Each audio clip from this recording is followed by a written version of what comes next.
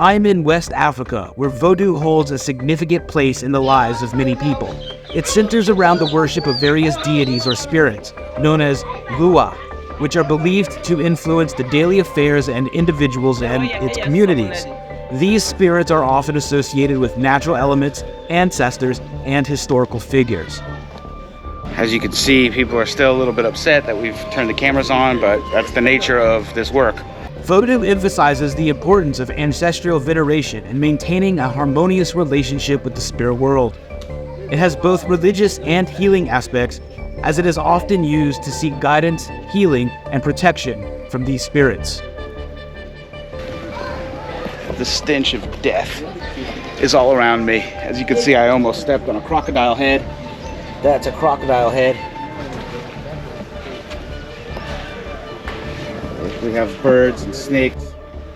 The sale of dead animals for use in Vodou and other spiritual practices in West Africa is rooted in the belief that certain animal parts possess spiritual significance and can be used as offering to appease spirits, seek protection, or influence the outcome of various rituals. As I said, the smell of death is all around me. There are freshly dead animals here, purchased by the locals for a variety of different voodoo rituals. This is much different than the original voodoo market we were at. These animals are fresh. The flies are all around, feasting on the rotting flesh of these animals that have recently died. Here, I ventured into a back alley market where tourists are not allowed to roam, and I found out quickly that I was not welcome. The reason is that Vodou has many negative stereotypes and misconceptions around it, and the authorities here much prefer tourists not film these rather unsightly aspects of the society.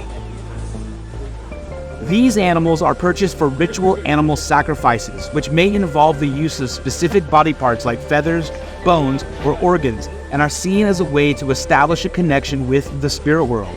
Different animals and animal parts are associated with particular spirits or deities, and the choice of which animal to use depends on the nature of the ritual and the specific lua or other spirits involved.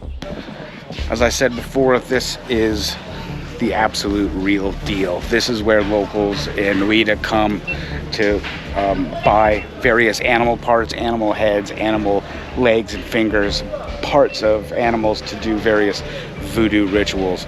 In each of these markets there is a voodoo priest that's usually around, and he will prescribe different animals for the locals depending on what they want, what they need.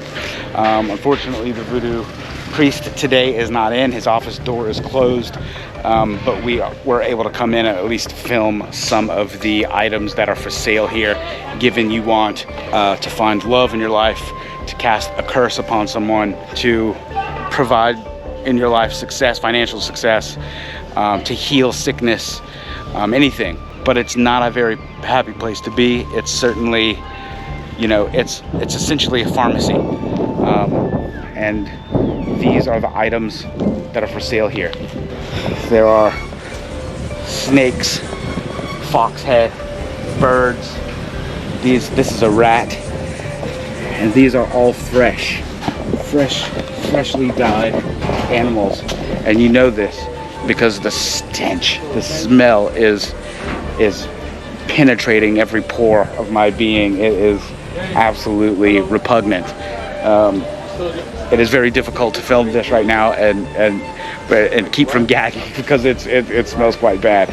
But it's fascinating. I've never seen anything like this before, and this is certainly something that is completely real and taken seriously for the Beninese, for West African voodoo culture. Certain animals like chickens, goats, or even snakes might be sacrificed during ceremonies to honor or seek the assistance for particular help. The blood, bones, and other parts of these animals are considered offerings that bridge the gap between the physical and spiritual realms.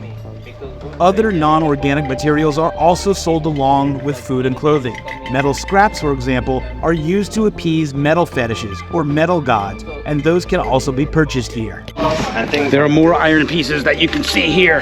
I mean, these are large knives. This you probably normally wouldn't give to the iron god, but some of these other metal shards, you certainly would. You'd take pieces like this and put it right into the the iron fetish that we saw in the Python market. These are things that people buy, bracelets and stuff. You can give just about anything you want here, but these are all iron pieces that can be used to satisfy the god of iron in the Voodoo tradition. It's important to note that these practices are deeply ingrained in the cultural and religious traditions of many West African societies. While they may be perceived differently to those outside with different belief systems, they hold significant spiritual and cultural importance for the practitioners and the people that live in this society. A long journey. I have a long journey ahead of myself. I'm heading out of this market, making sure that I get out alive. I think it's okay here. People are a little bit suspicious of why I'm filming. They've never really seen that before, but all you can do is put on a smile, give them a few francs, ask them a few questions about their life and what they're selling, and usually things are okay. Au revoir.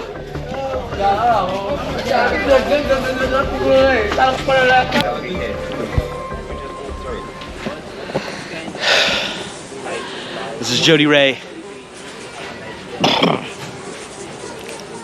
signing off for Exit Strategy TV. God damn it.